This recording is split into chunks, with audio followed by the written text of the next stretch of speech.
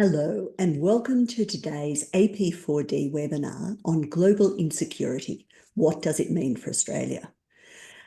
My name is Melissa Conley-Tyler and I'm the Executive Director of AP4D, the Asia Pacific Development Diplomacy and Defence Dialogue.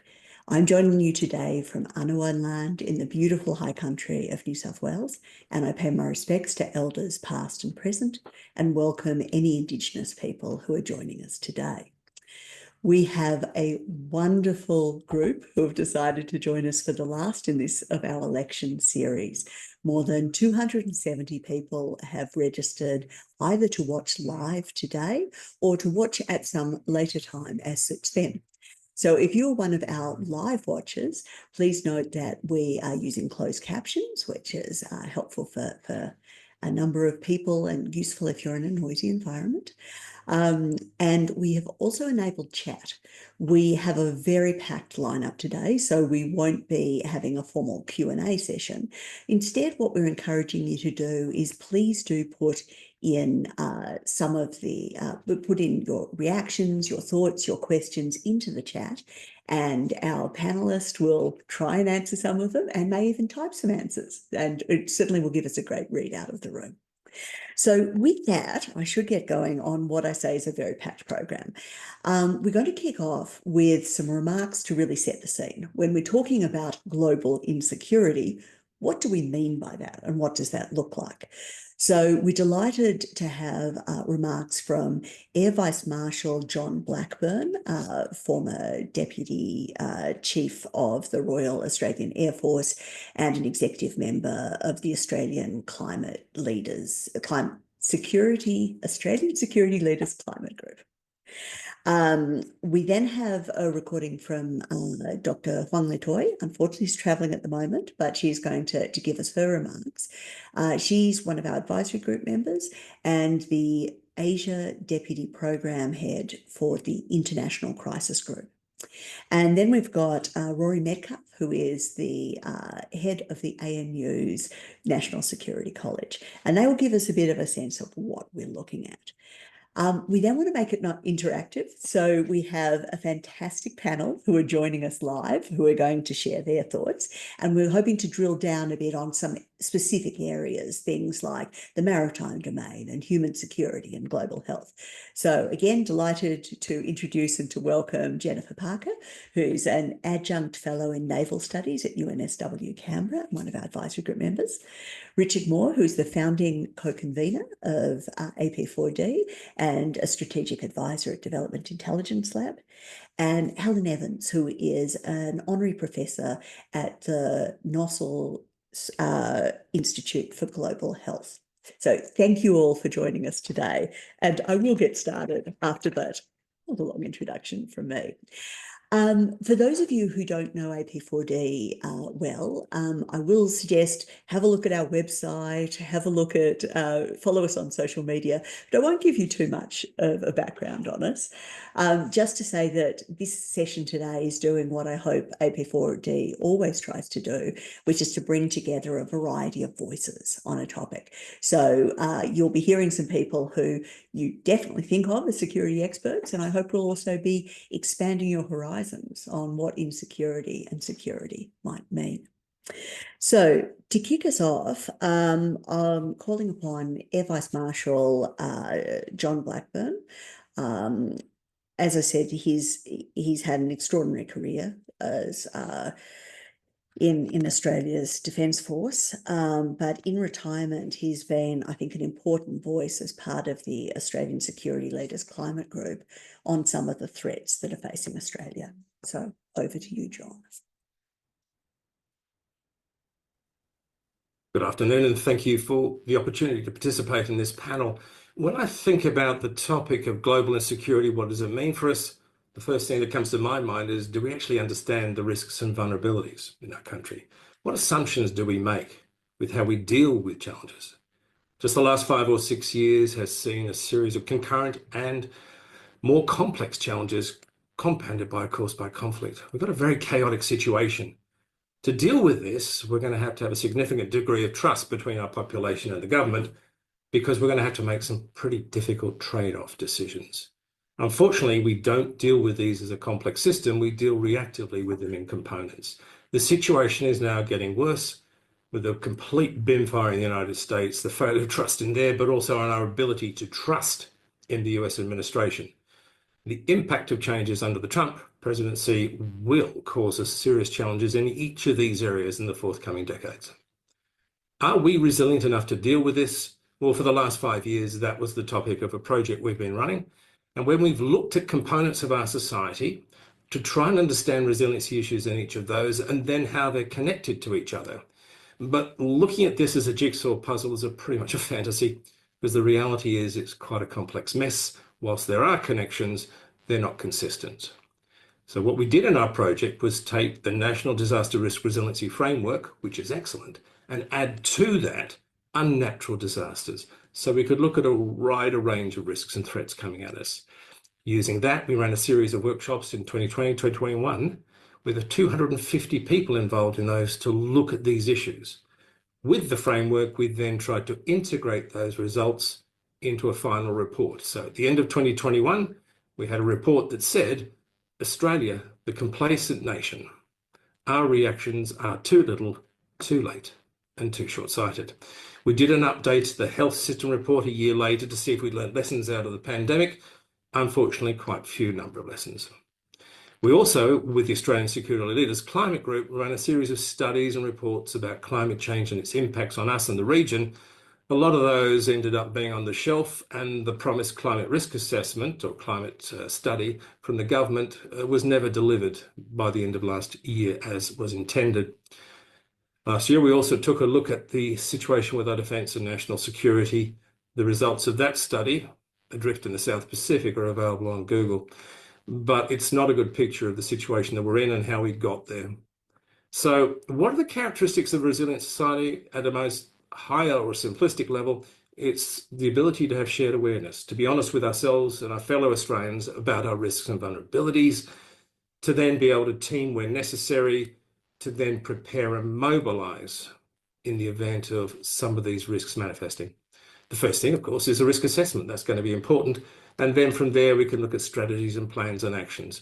We were quite enthused when we heard in 2022 of the National Risk Assessment that Secretary Mike Pezzillo had initiated in Home Affairs. So where do we stand today?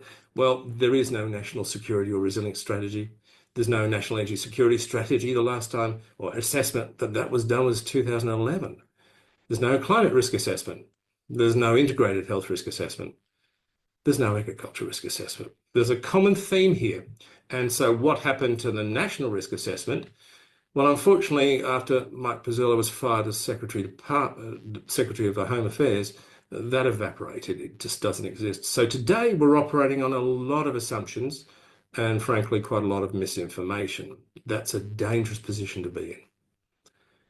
We don't need an AI program to tell us that we've been strategically stupid. We think of this as a pretty grim assessment, but I'm strangely optimistic in some areas because what we need to do to address this is certainly not beyond our abilities as a nation to design and implement something, to make ourselves more resilient. We've got a lot of expertise, a lot of resources in this country if we don't waste them. And that is the key point. To do this requires leadership, and system level leadership is what we've been missing. But I don't think we can expect that to come from either major political party. It's just not how our party political systems are working. A very short-term focus, inability to make some hard long-term decisions and achieve bipartisan positions on those. So essentially what's going to have to happen is going to be collective leadership, I think. And that's at the community, industry and government levels, that we have an honest and open discussion with fellow Australians about the challenges we're facing in order to give us the incentive to get on and do something about them. It will need to become an election issue eventually, but getting that common understanding, that shared awareness, is something we all have to participate in. Fantastic. And thanks to John for situating our discussion in that way, for thinking about security in a whole of nation way, as a whole of nation endeavour, as national resilience, that's something that requires both leaders, but all of us to be contributing to, and for that optimism that it is not beyond our capability as a nation. So to keep going with those issues of what we might see ahead, I'm now going to turn to remarks that have been recorded by Huong Latoy, one of our advisory group members, who spends her whole time thinking about what are the conflicts, what are the crises on the horizon. So at International Crisis Group, she's going to take us a little bit about some of the rising tensions and conflicts that she's expecting, and in particular, what's it required of Australia to confront that. Thank you for having me in this important conversation. Around the globe, conflicts, deadly conflicts, violent conflicts, some of them are preventable conflicts, are on the rise, in fact. So it is not only the perception that the world is in more precarious place and we used to know it. It is the fact that the tensions are rising in different hotspots around the world and crises are around the corner every day. Australia finds itself in the region and in the time where all presumptions, all foundations of order may be being tested at the moment. For example, the alliance relations or extended deterrence and security reassurance. Or the question, who is the revisionist power in this evolving geopolitical landscape? The other foundations such as free trade is also being challenged and therefore also going to affect the assumptions of development and economic relations among the countries in the region. There are many insecurities that will prompt many countries in the region to spend more on defense, and perhaps at the time of election fever, this is what you would hear as well in Australia. I don't think spending more is the key question. It is about also spending wisely and tailored to the need of Australia. But even more importantly, I think Australia needs to equip itself with greater understanding of the world, more interest of what's happening in the world, not only in our immediate neighborhood, that will be, of course, important to us, but around the world. The interconnectedness of theaters, regardless of geography, is there. We are not any safer because we are further away by geography. In the time of multiple crises, short warning windows, it is important for Australians and Australian policymakers and decision makers to be able to understand what is happening acutely, interpret the developments correctly, and make the right decision for the country.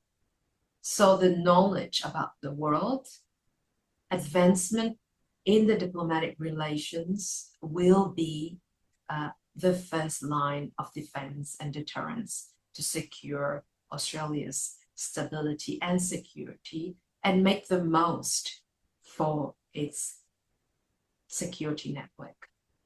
So I hope this conversation will spark also not only about the multiple crises that are surrounding us, but also how to interpret them in a calm, informed, and a way that looks forward, a constructive solutions looking forward. Thank you. Thank you to Huong for that. So we have it from the horse's mouth that there is the certainty of crises and disruptions, increased defence spending, and short warning windows of the crises that we're going to be facing. Huong's suggestions are around building understanding of the world and being calm, constructive in our ways of looking at it. So our last remarks, which have been recorded, are from Professor Rory Medcalf, head of the ANU National Security College, and he's going to give us a bit of a sense of the key security questions he sees facing the next government. Thanks for the opportunity to contribute to this AP4D conversation, and I'm sorry I can't be with you in person today. It's very timely that you're convening this. It's very timely that you're convening a conversation about the priorities and the challenges facing Australia's security and statecraft after the election and in this world of disorder. I guess the way I see it, it will be no surprise to many of you, is that we are now in the midst of a period of profound challenge for Australia's strategic interests, for our values, and for the principles that we've relied on for our security and prosperity over many years. And this world of disorder helps shape the priorities that the next Australian government is going to have to focus on.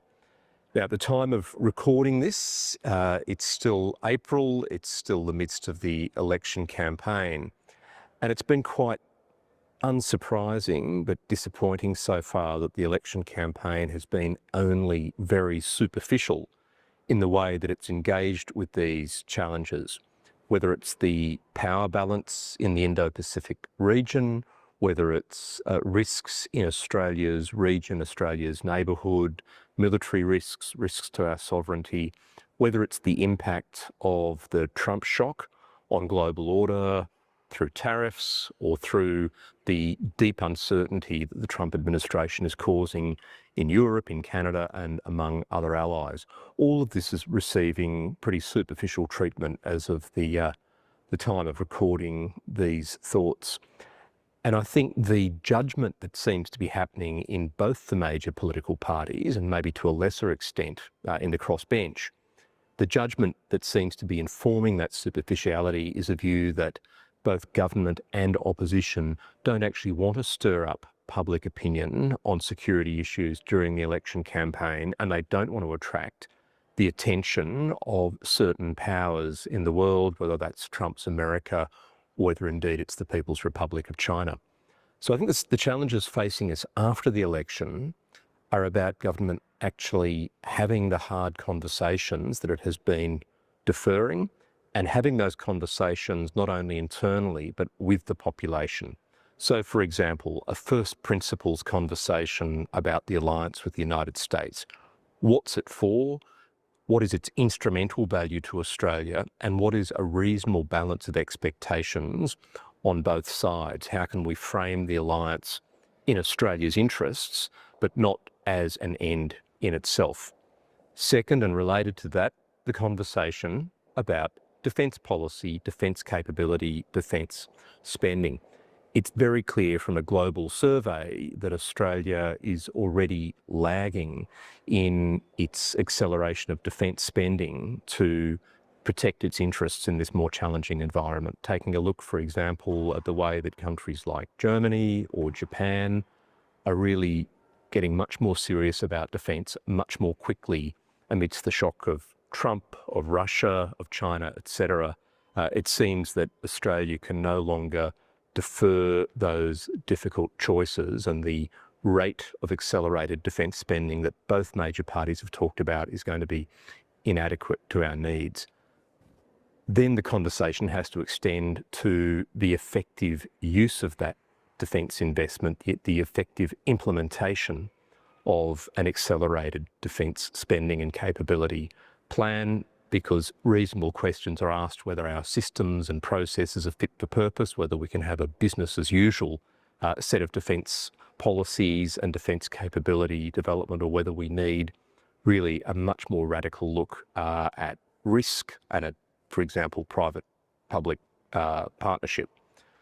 A third issue, of course, is the comprehensive national security approach that we need to think about, thinking about all the instruments of statecraft, which is a term of art that the current government does use to good effect, but they often use that to refer to development, diplomacy, defence, certainly some of the priorities of this conversation, but they don't necessarily extend it to a whole of nation, whole of society approach to national security. What's the role of the private sector? What is the role of states and territories?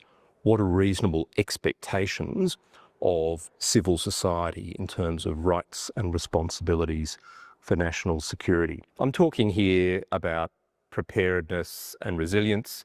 These are terms now that are already creeping into overuse, but we need to clarify what is meant by these terms, what they translate to in terms of policy, and in particular, we need to look for best practice internationally to realistically learn from. I've written elsewhere about, for example, the Nordic opportunities, the fact that Finland, Sweden, countries like that have made a very strong head start in bringing all elements of society together with obligations for national security. There's a very fruitful line of investigation there for government, and ideally translating that into a much more open conversation with the public about the need for preparedness. And look, the fourth issue that I'll throw on the table, because this is a finite conversation today, is about partnerships in the region and globally. What is the impact of the Trump shock in diversifying partnerships? Whatever this second Trump administration is doing to cause, frankly, a rupture in transatlantic relations or deep mistrust in the relationship with Canada, we do need to take a clear-eyed look at the implications here in the Indo-Pacific. We need to extract those signals that indicate what are US expectations of Australia as an ally and what are our expectations of the United States.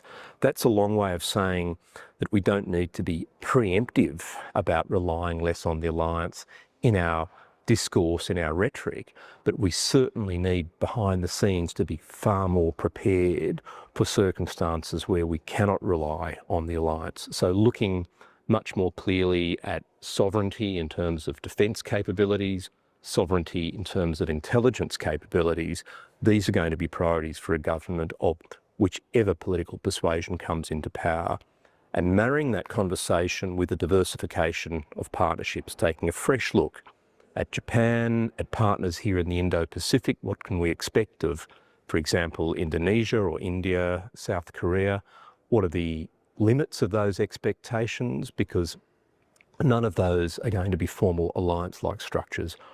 What about Australia and Europe, Australia and the United Kingdom, the relationship with Canada? What realistic scope is there to build a web of middle power cooperation that doesn't have the United States in a leadership role?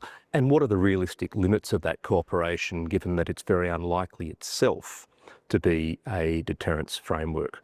I'll leave it there. There's lots else to talk about. I haven't talked about AUKUS at any length, and I'm sure that will come up in the conversation, especially in terms of the opportunity cost for other areas of defence expenditure and the need to grow the defence budget. But I really look forward to engaging with the outputs and the outcomes of this conversation, which, as I said, is very timely, and I'm hoping that the National Security College can engage at a further stage. Thank you.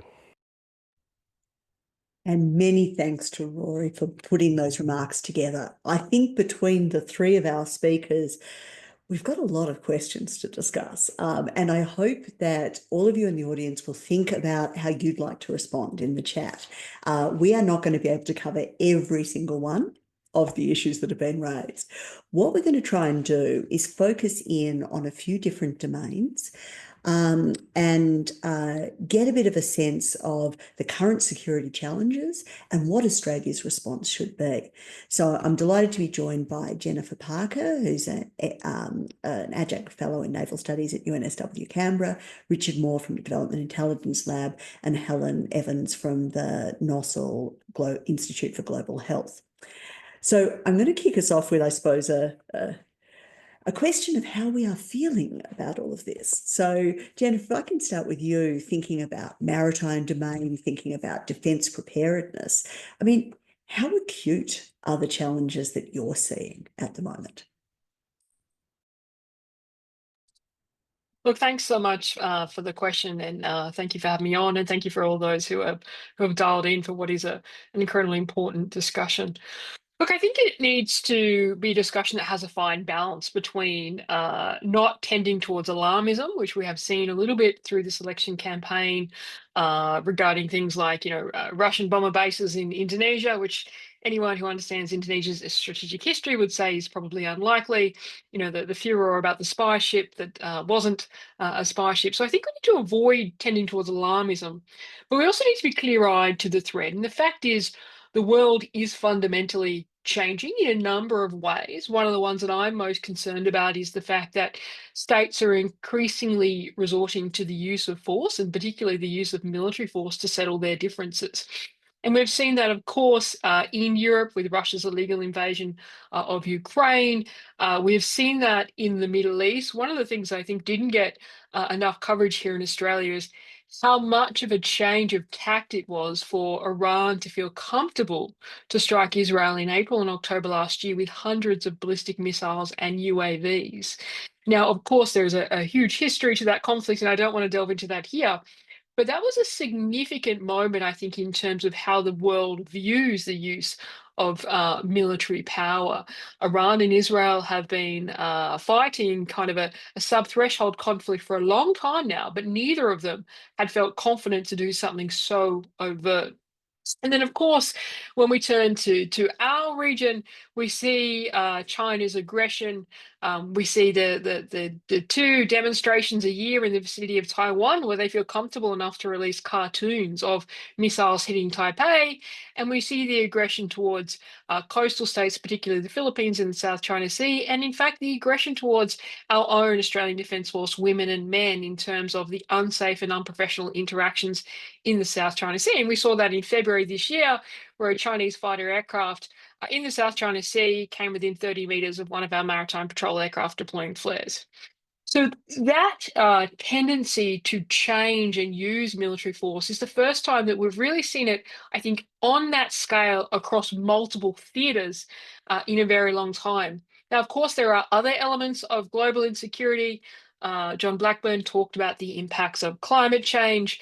Of course, we won't be able to have this conversation without talking about the impacts of tariffs and economic security. There are a huge number of things that are changing the way we think about it. From a defence perspective, look, I take the comment of my colleague previously who said, defence spending isn't the answer. Potentially, that is true, but it is part of the answer. And then I'll tell you why. Because as we talk about this world that is changing and the increasing resort to military force, we need to think about, does Australia have the ability to, one, try and deter that occurring in a way that impacts Australia's interests, which requires having key strong capabilities, and two, respond to it. And when you look across the lack of investment in Australia's defence capability over the last 30 years, which we could spend hours going into, you can clearly see that there are gaps in our ability to defend our vital interests, whether that is our sea lines of communication, et cetera, et cetera. So I think that we do need to, yes, it is not just about defence, it is about all elements of national power. It's about coordination of those, and diplomatic, economic, they all need to be forefront and key, but you cannot underestimate the importance right now of also investing in defence and addressing those vulnerabilities.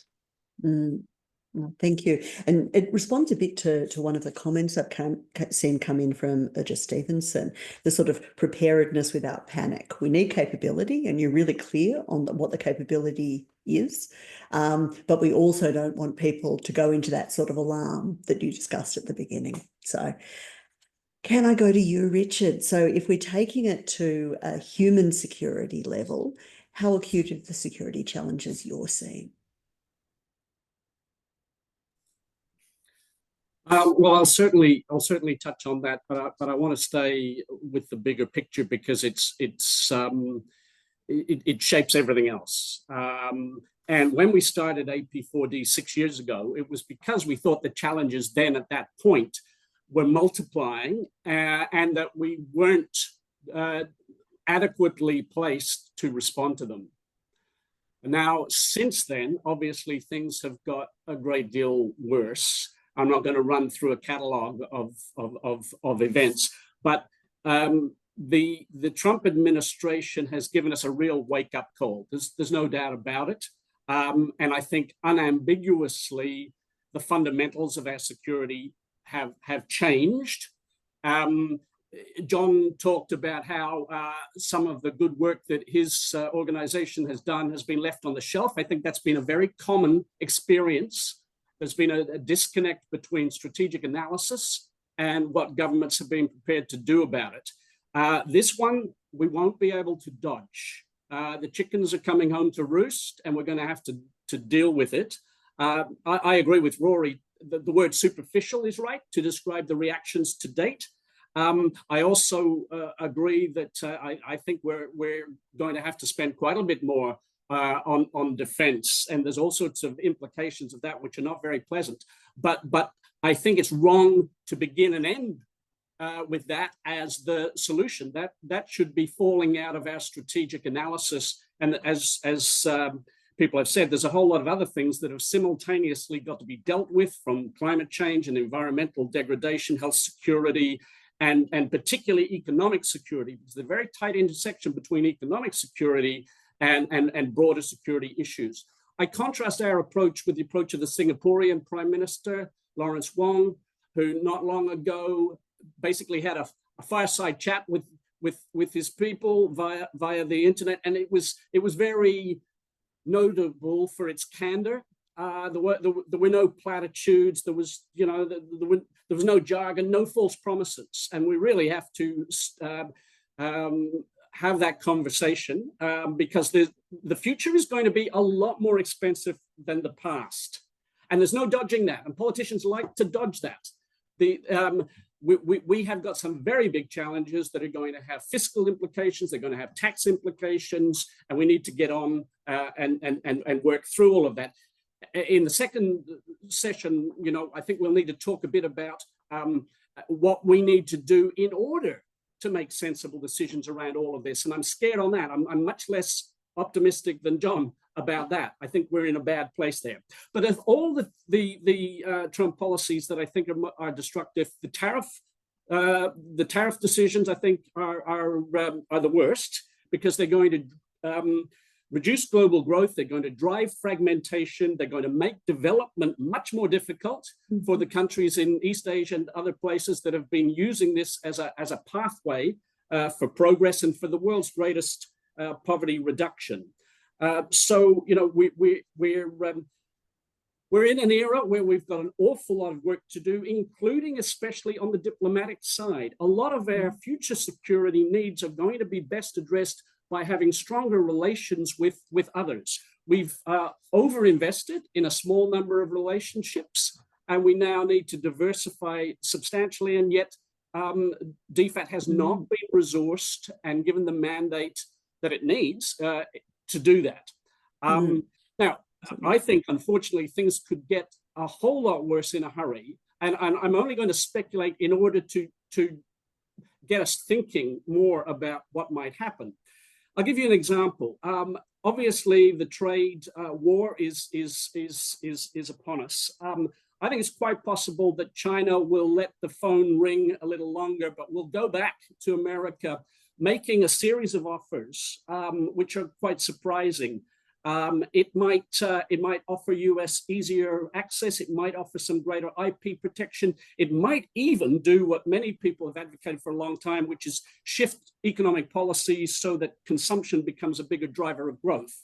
Now that allows America to sell more, but it also allows China to strengthen its economic cooperation and its partnerships more broadly with countries in Southeast Asia that have now been put in a very difficult place by the United States. That would be a pretty strong strategic move. And you might be tempted, if you were President Xi, to throw Taiwan into the mix. Since Trump deals with real estate quite a lot, why not have a real estate conversation as part of this? Now, if that were to play out like that, and that's a rather dramatic scenario, that would clearly change everything in a heartbeat. And even if it doesn't, I think it's fair to say that there are reassessments going on in Southeast Asia now. People, we won't see it and they won't say it, but there's a fundamental shift underway, which will see countries align more strongly with Beijing. That wasn't necessarily what they wanted, but I think it's that's underway. That's going to be very difficult for us.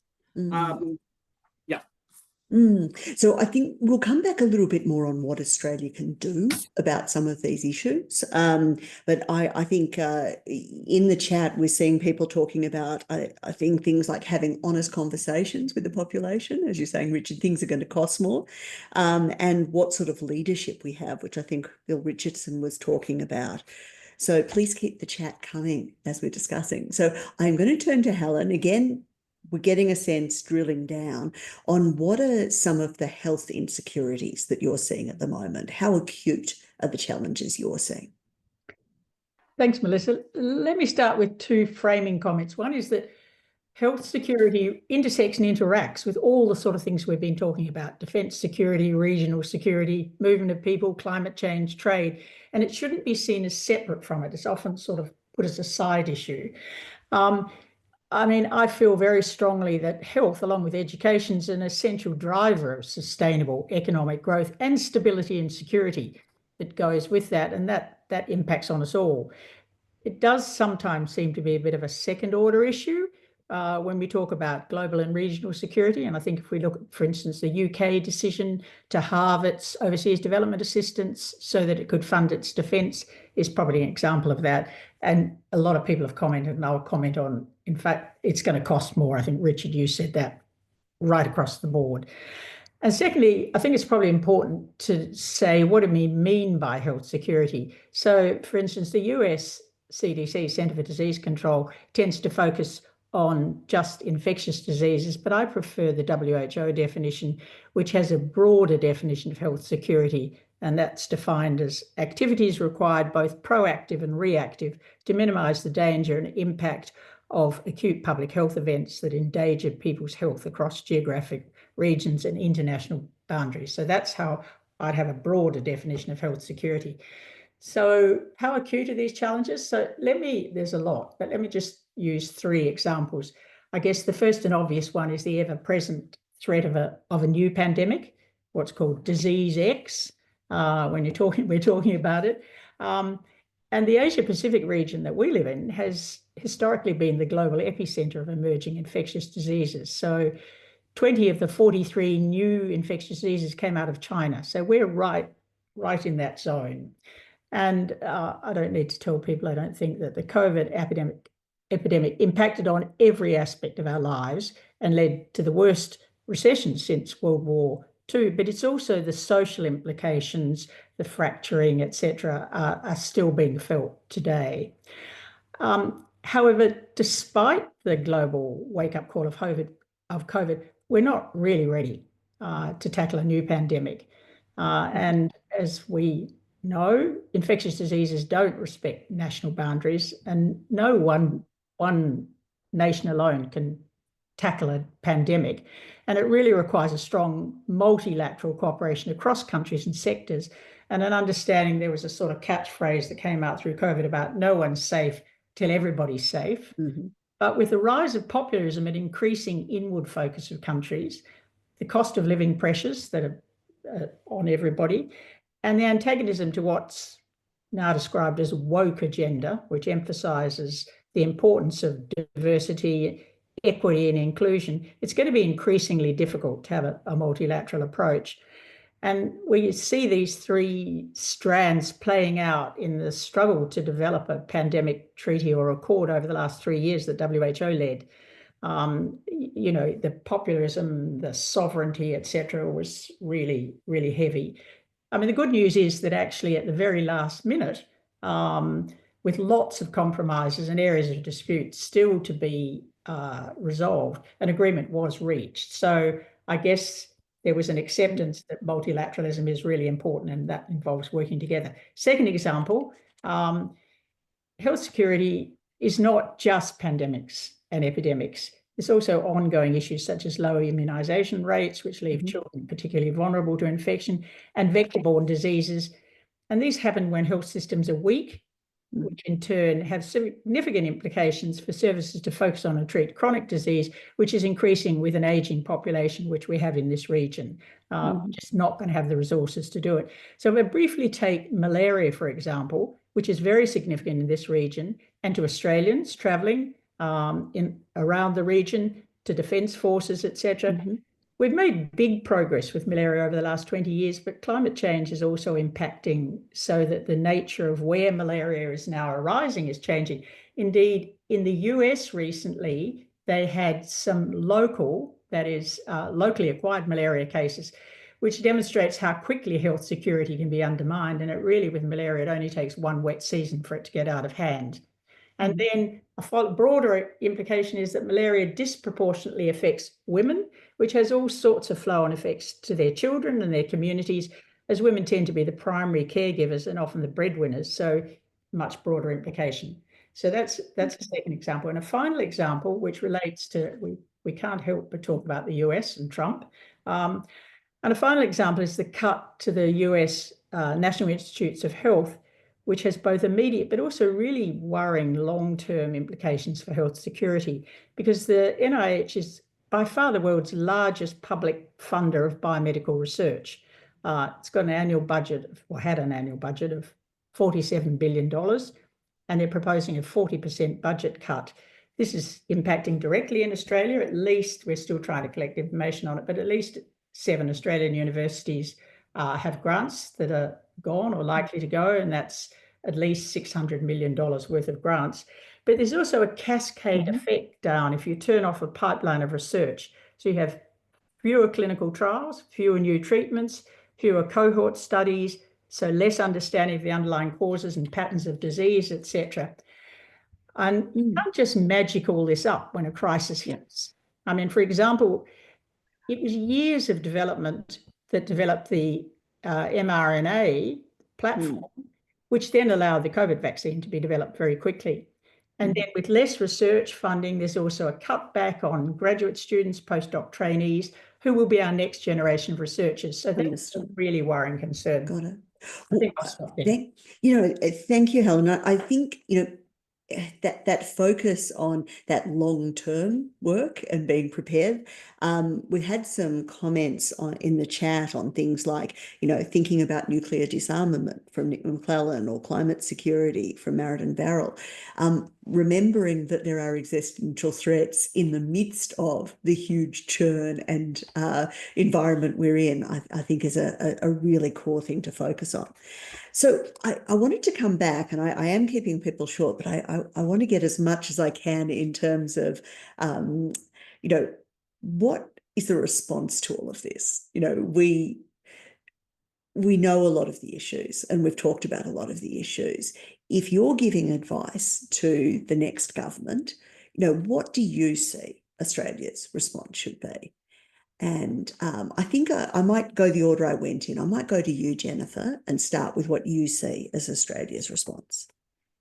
Thanks, Melissa, and thanks, Richard and Helen, for your comments. I think I just learned a whole lot. So it's especially about health security. Look, in terms of the response, I think the first step needs to be making sure that the public understand the current circumstances and how that might impact their future and their lives.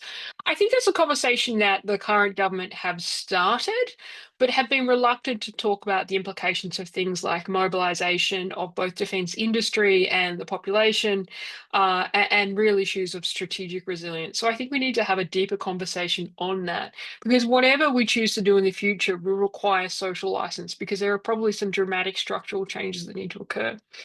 I think the second element from a security perspective is really embracing the statement in the National Defence Strategy about dealing with these issues being a whole of government focus. I think it's telling that we have a strategy that's called the National Defence Strategy, but it only applies to the Department of Defence. And so I think some sort of coordination mechanism, whether that be through a national security strategy, et cetera, has got to be essential. And as part of that process, I know that people have highlighted what our challenges are and we hear them every day, but I'm not sure at a national level that we actually really understand where a lot of our vulnerabilities are. And I think the idea of a national risk assessment that was commenced and mentioned by John Blackburn, I think is important to really understand those vulnerabilities, because otherwise they seem to just pop up in a time of crisis. And so I think they're kind of the three things that if I was being elected as the Prime Minister on Saturday, that I would focus a new government on. And once you've done those three things, I think the other areas that we've talked about in terms of dealing with issues of diplomacy and aid and health security will really roll out of that as key areas of focus. I just want to touch on the nuclear disarmament element. I think that Australia, we're always quick in Australia to criticise ourselves. We put ourselves down a lot. We put other people down too. We don't like tall poppies, etc., etc. And I think it's a cultural thing.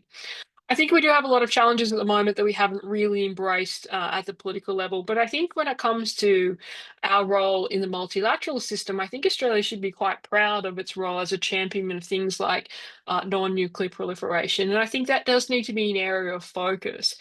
However, I think we also need to be a little bit realistic and understand that right now, actually, in some ways, there is better effort spent on trying to avoid nuclear breakout than necessarily continuing to focus purely on nuclear non-proliferation. And what do I mean by that? Look, I'm not necessarily convinced that the US is an unreliable ally. I think that that's been pushed around Australia in the last couple of months. I'm not sure they're any more unreliable than they always were. I think perhaps it's now caused Australia to think about how we have delegated a lot of our security to them that we probably shouldn't have. There's always been questions about Australia's position under the extended nuclear deterrence framework. I think that that is still as sound as it has ever been, bearing in mind that the ANZUS Treaty doesn't actually reference that in any way, shape or form. But for Australia, one of the things that would fundamentally change our security situation would be the idea of a nuclear breakout. Certainly, we should be watching closely what is happening with Iran and the nuclear the nuclear talks, which are getting a lot of press in Australia. But if Iran was to achieve a nuclear capability, you would quickly see Saudi Arabia moving to that.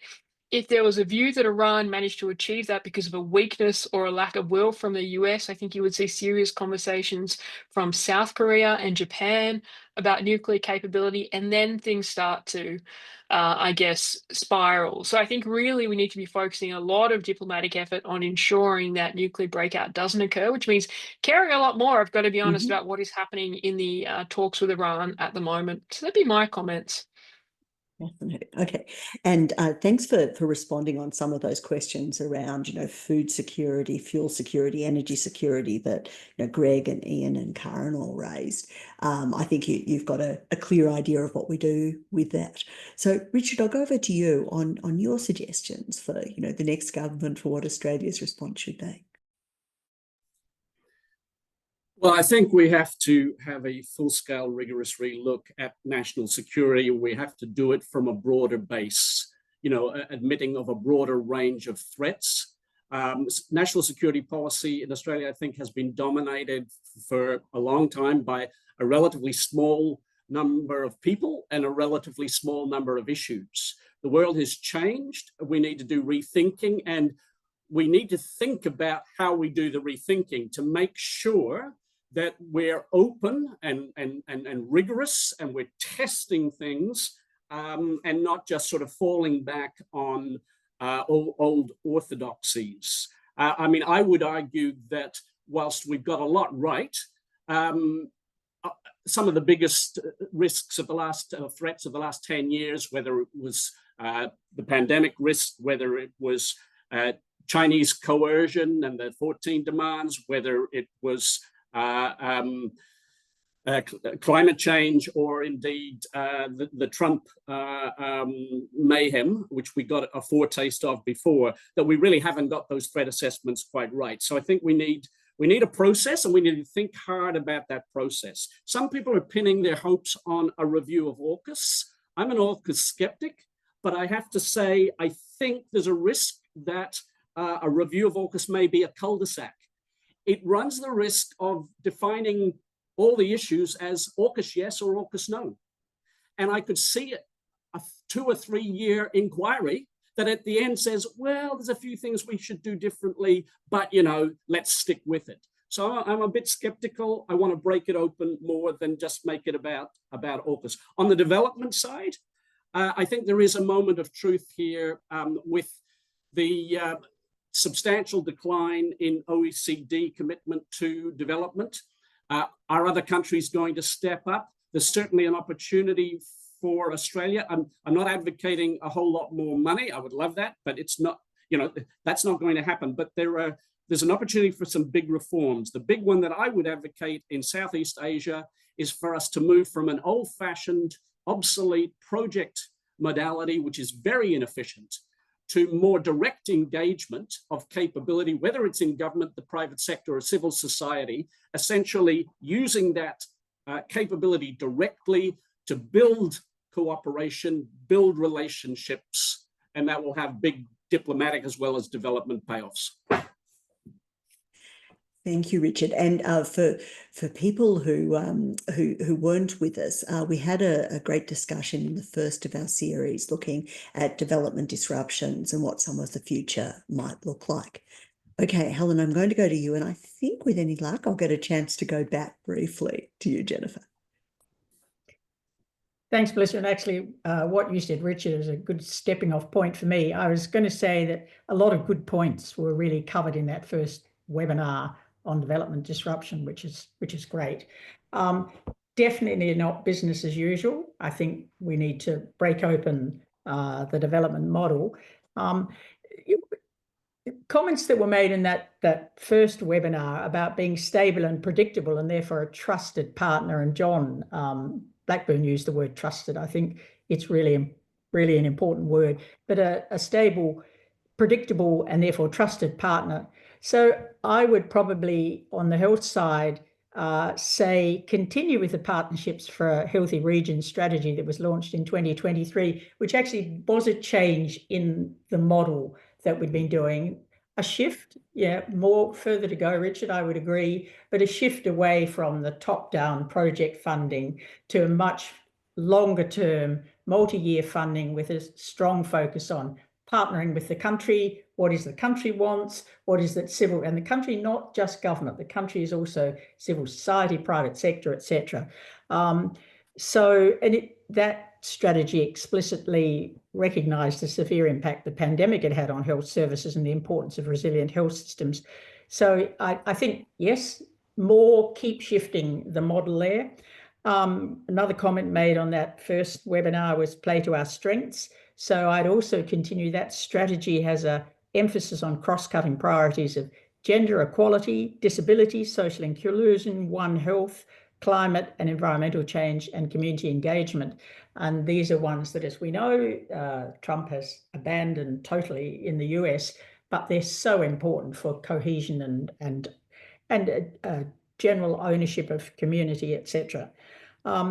Also, I'd say to the government, continue your focus on multilateral support, not just bilateral. They complement each other, but there's a danger you step away from multilaterals. I'd particularly give a plug at the moment about particular funding for the Global Fund for AIDS, TB and Malaria, and Gavi, the Vaccine Alliance, but I have a bias there, I must say. But these investments not only save millions of lives, but they've helped keep Australia free from disease that's already at our doorstep. I mean, we have huge multi-drug resistant TB and Daru, which is, 4 kilometres from the outer Torres Strait Island. That's a big threat. I'm afraid it's always easy to say increase money. We do actually, as I think several people comment, I think we do need to increase the ODA pot to keep Australia and the region safe, but we'll have to see about that. And in relation to the point I made earlier about the massive reduction in the National Institutes of Health funding, it's interesting that the Australian Academy of Science are inviting funders to contribute to a new global talent attraction program as an opportunity to attract the smartest minds leaving the US and nurture the next generation of scientists and innovators, which is a good idea. There's also a lot going on in the European countries doing exactly the same thing. But I also think the Australian government needs to look to gap-filling priority Australian-funded NIH grants that have been terminated. And we do need to grow that pie, but we actually have a way of doing it. We have Medical Research Futures Fund, which probably most people outside the health area don't know about, but it's got $6.5 billion to invest in Australia over the next 10 years. I would suggest that fund now needs to give greater priority to global health, but also to increase its disbursements, because not actually even dispersing the money it has allocated each year. So Thank you. No, and look, if there are any comments that came in the chat that any of our speakers would like to respond to, please do go in there, give some more thoughts in there if I've cut you off when I shouldn't have. So I promise to come back to Jennifer because we are allowed to mention AUKUS. I've got to say, though, I think one of the great things about our discussion today is it hasn't just been about AUKUS. We've had a very holistic idea of security. So I'm going to give you a couple of minutes on that, Jennifer, and then I'm going to go around and just get a last thought from each of our speakers on something concrete they're doing about this. So, Jennifer.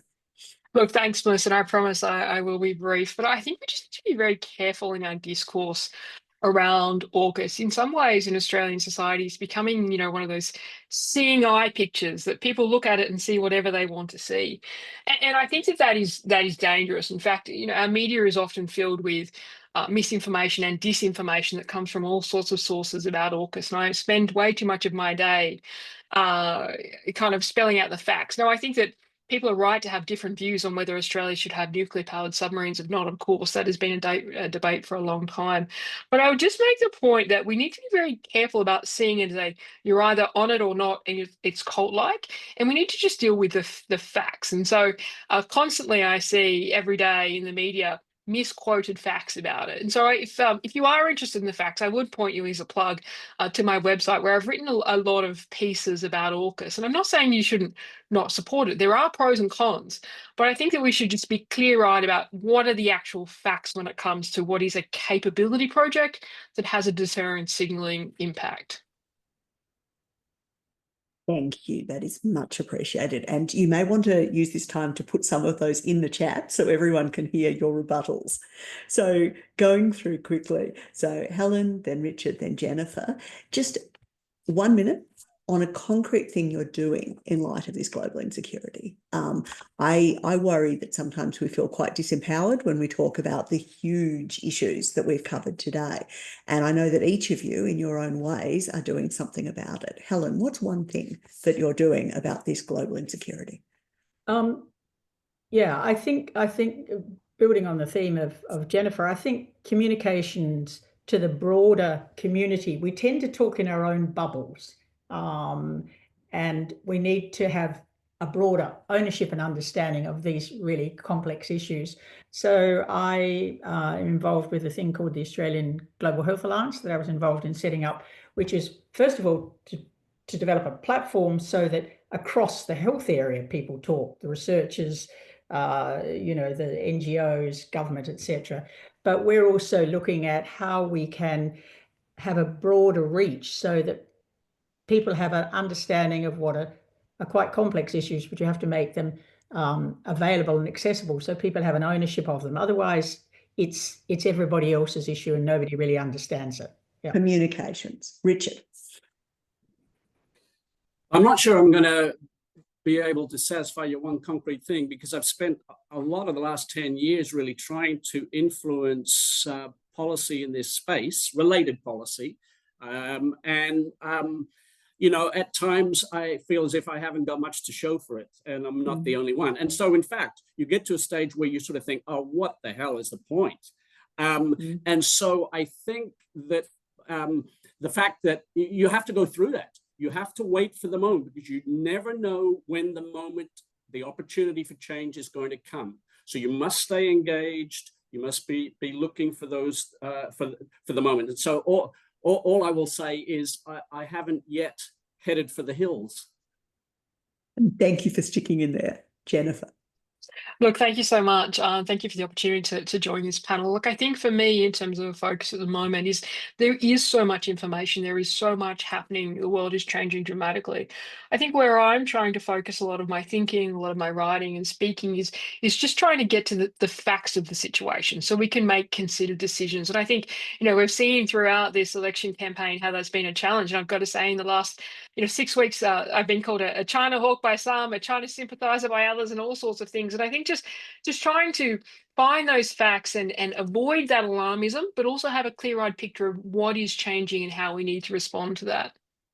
Yeah, and I think that sense of responsibility is a really important one. Jenny Gordon made a good point of this in the chat as well.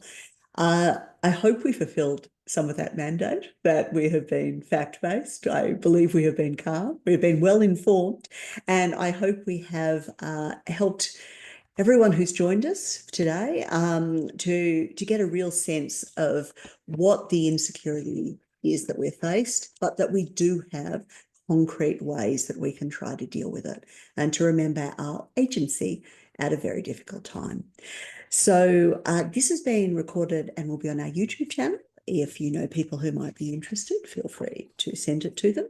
And please do subscribe to our social media and mailing lists so we can tell you about future events, the other side of the election. Thanks again for joining us today.